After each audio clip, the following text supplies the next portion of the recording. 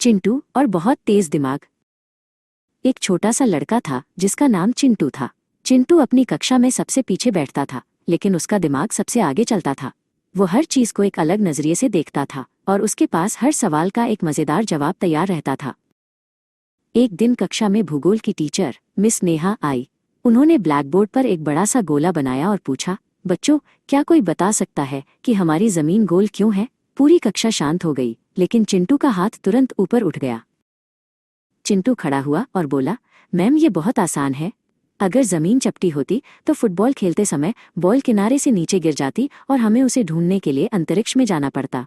इसलिए भगवान ने इसे गोल बनाया ताकि बॉल वापस घूमकर हमारे पास आ जाए। मिस नेहा यह सुनकर अपनी हंसी नहीं रोक पाई। अगले दिन विज्ञान की बारी थी। खिड़की के बाहर काली घटाएं छाई हुई थीं।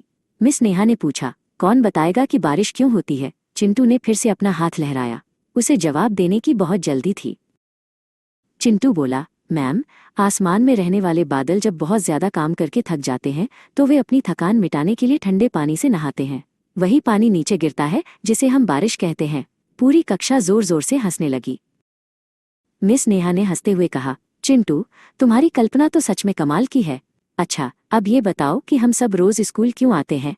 चिंटू ने एक पल के लिए सोचा और फिर एक ऐसा तर्क दिया जिसे सुनकर सब दंग रह गए।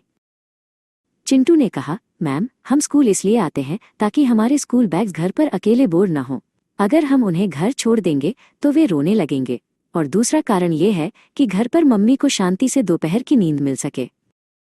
मिस नेहा ने चिंटू को पास बुलाया और उसकी पीठ थपथपाई। उन्होंने कहा, चिंटू, तुम्हारे जवाब भले ही किताबों वाले न हो, लेकिन तुम्हारे पास एक बहुत तेज दिमाग है जो बहुत रचनात्मक तरीके से सोचता है। दुनिया को ऐसे ही नए विचारों की जरूरत है। लंच ब्रेक में चिंटू का दोस्त रोहन उसके पास आया। रोहन ने पूछा, चिंटू, तुम इतने मजेदार जवाब कैसे सोच लेते हो? चिंटू ने अपनी टिफिन खोलते हुए कहा, दोस्त, बस दुनिया को सीधा देखने के बजाय थोड़ा तिरछा देखो, सब कुछ मजेदार लगने लगेगा।